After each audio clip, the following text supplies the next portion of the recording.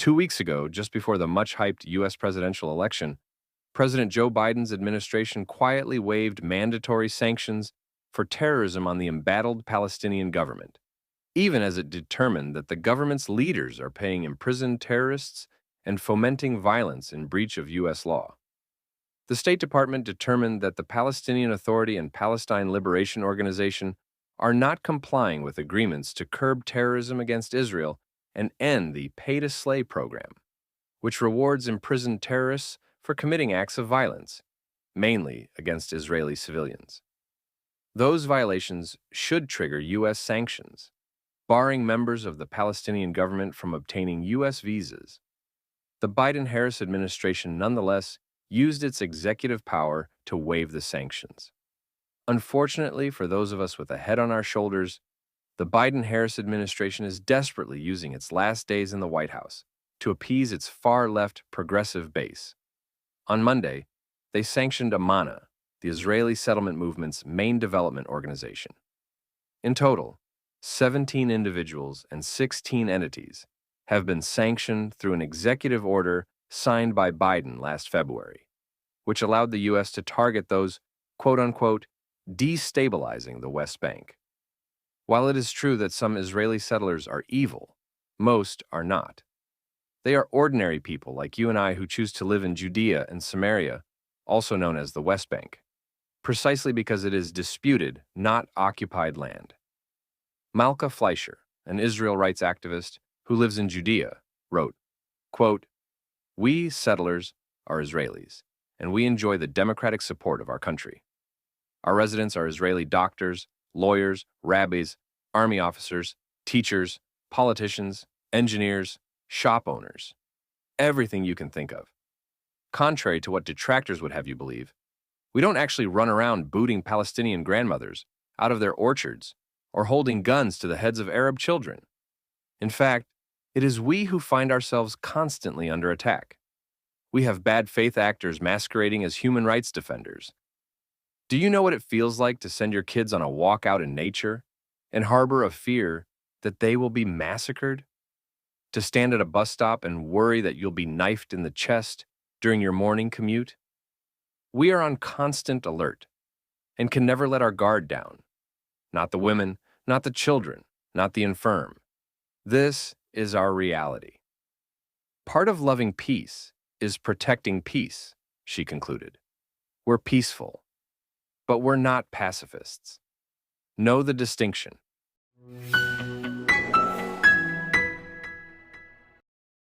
If we want to have a respectable conversation about Israeli settlements, we first and foremost ought to start off by being intellectually honest.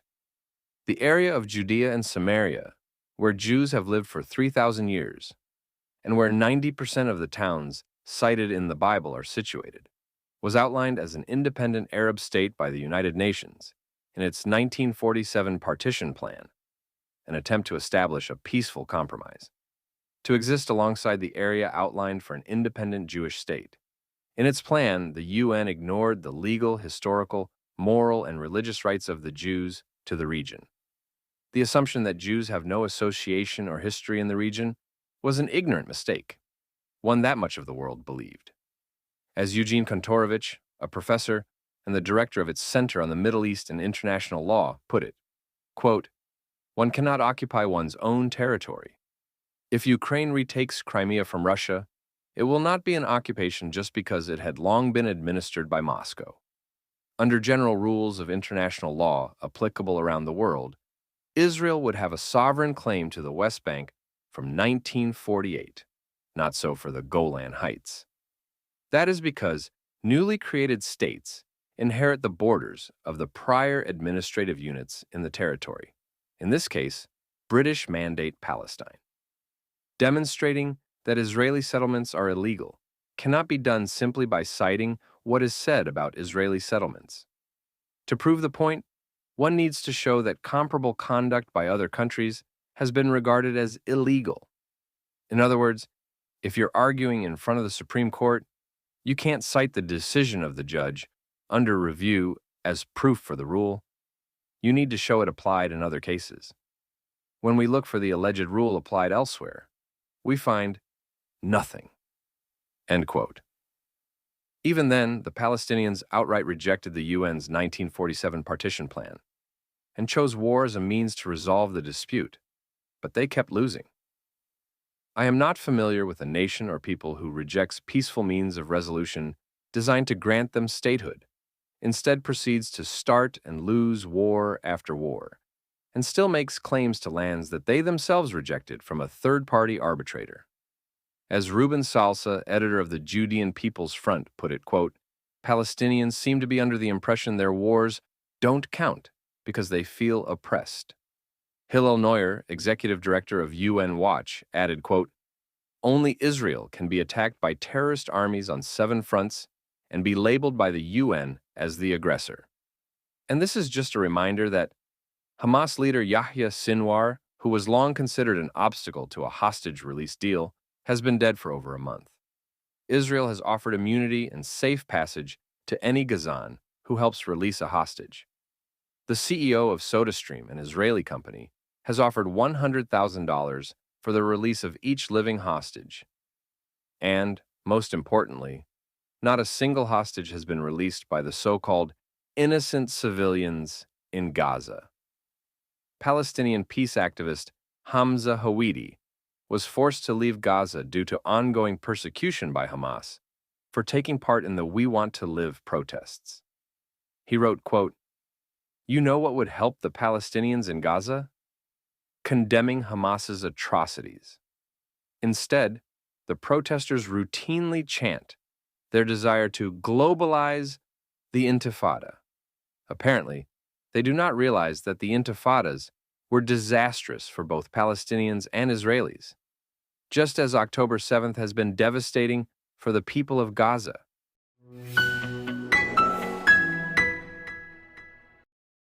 If the Israeli settler was a publicly traded stock, it would be wildly overvalued. An entity scrutinized, dissected, and blamed for everything, from regional instability to climate change. Give it time. In the pantheon of global villains, the Israeli settler occupies a curious position. They are lambasted with vigor, unmatched by the criticism directed toward actors who commit outright atrocities. This relentless focus, however, reveals far more about the double standards of international discourse than it does about the settlers themselves. Let's begin with the obsession over settlers, often portrayed as ideological zealots, parachuting into someone else's backyard with malicious intent. This caricature dominates media narratives, reducing a complex issue into a morality play. Settlers are the obstacle to peace, we are told.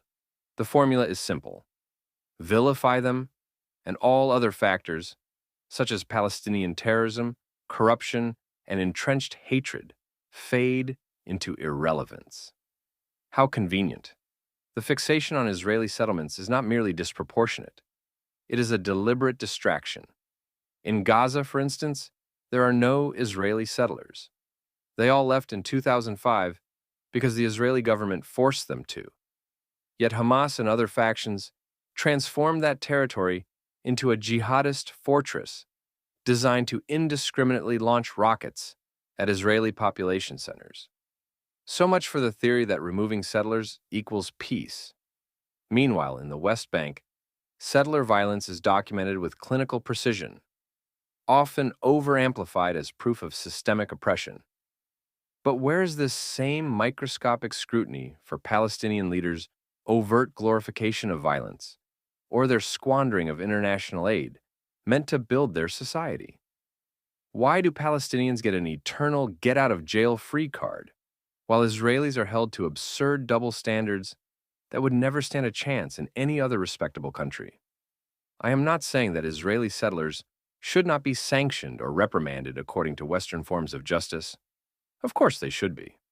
But so too should Palestinians who actually destabilize the West Bank.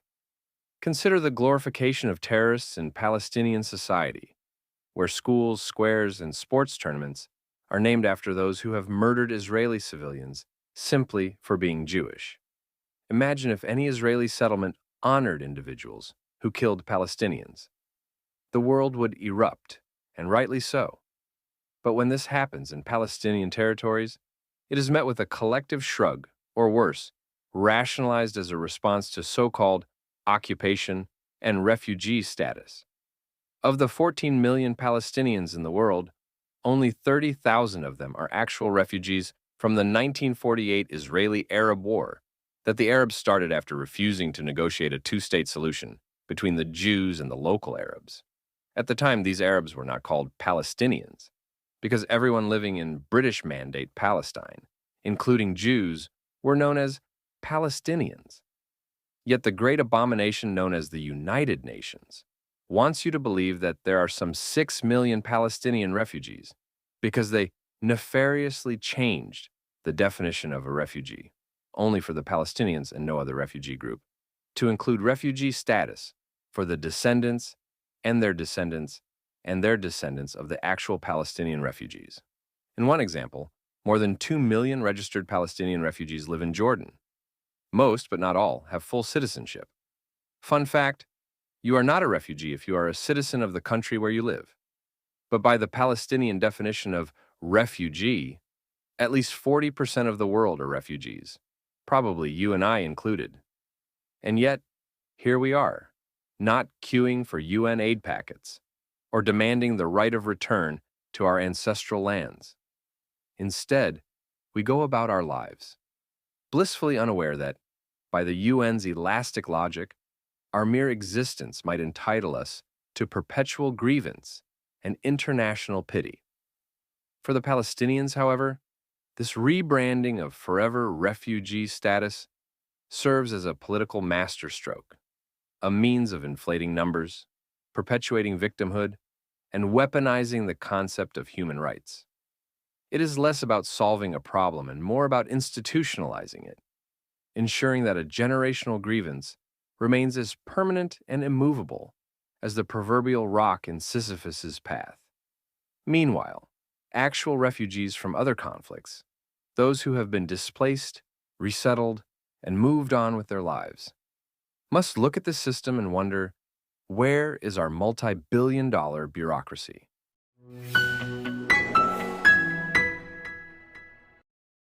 Back in the West Bank, the Palestinian Authority refuses to use its considerable international aid to relocate more than 100,000 Palestinians from Palestinian-controlled refugee camps to residential locations in the territories, preferring to leave them confined under extremely unpleasant conditions. And then blame Israel for their self-inflicted unpleasant conditions because, fuck the Jews. All this while leaked records from a Panamanian law firm showed that 19-year Palestinian Authority President Mahmoud Abbas and his two sons went on to use power and influence to control the two major Palestinian economic boards and built a West Bank economic empire worth more than $300 million. And such moral asymmetry extends beyond leadership. The systematic incitement against Jews and Israel in Palestinian education systems fosters a culture that views coexistence as betrayal.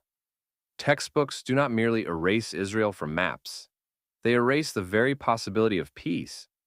At a recent session, member of the European Parliament Asita Kanko recently remarked, quote, "The Palestinian Authority must remove all educational materials and contents that fail to adhere to UNESCO standards, particularly those that contain antisemitism, incitement to violence, hate speech, and glorification of terrorism."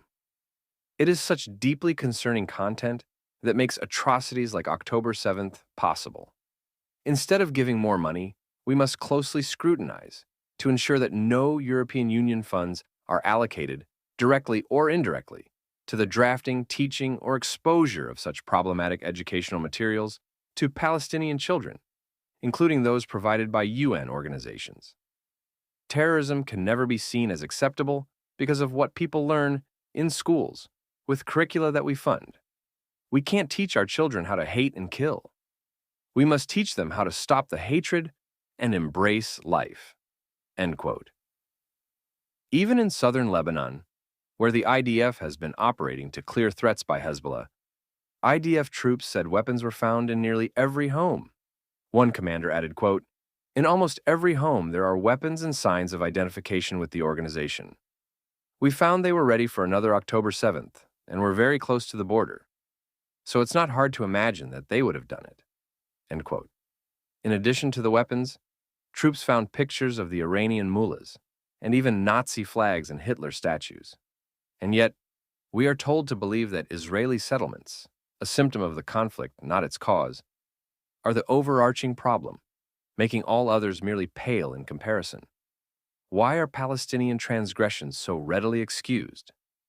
The answer lies in a peculiar condescension, masquerading as compassion. Palestinians are too often infantilized, their actions framed as inevitable responses to oppression. Terrorism becomes so-called resistance, and corruption becomes, quote-unquote, the challenges of governance under occupation. This patronizing mindset robs Palestinians of moral agency and feeds into the false narrative that they have no role in the perpetuation of their own struggles. Meanwhile, Israeli settlers are held to impossibly high standards, as if their existence alone negates any Palestinian responsibility.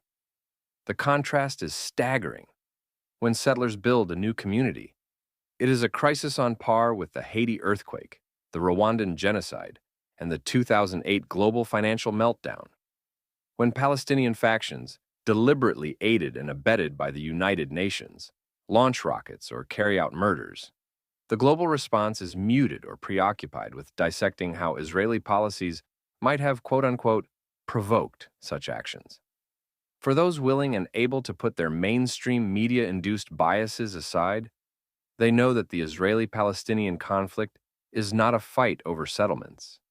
It is a fight over Israel's very existence. Palestinian leaders have rejected every peace deal, approximately 10 since the 1930s, that includes the reality of a Jewish state. The infamous 3 no's of Khartoum, no peace, no recognition, no negotiations, did not hinge on settlements. They were issued long before the first settler ever stepped into the West Bank. Settlements are a red herring, a convenient scapegoat for those unwilling to confront the deeper issues. The real obstacles to peace are a refusal to recognize Jewish self-determination, a glorification of violence, and an international community that perpetuates Palestinian victimhood at the expense of accountability. What's more, the scrutiny of settlers reflects a broader pattern in how the world approaches Israel. Every Jewish reaction is overanalyzed, every Palestinian action excused. It is not that Israeli settlers are beyond criticism. It is that they have become a lightning rod for criticisms that should be directed elsewhere. Settlers are not the problem. They are merely a convenient foil for those unwilling to confront the uncomfortable truths of this conflict. So, the next time you hear that Israeli settlers are the obstacle to peace, look at the complete picture and ask yourself, what about Hamas, a terrorist organization which combines genocidal and Islamist aspirations? What about the Palestinian Authority's glorification of terrorists, or the international community's enabling of a narrative that absolves Palestinian leaders of responsibility? Focusing solely on Israeli settlers, while ignoring these realities, is not just intellectually lazy. It is a double standard creatively disguised as antisemitism.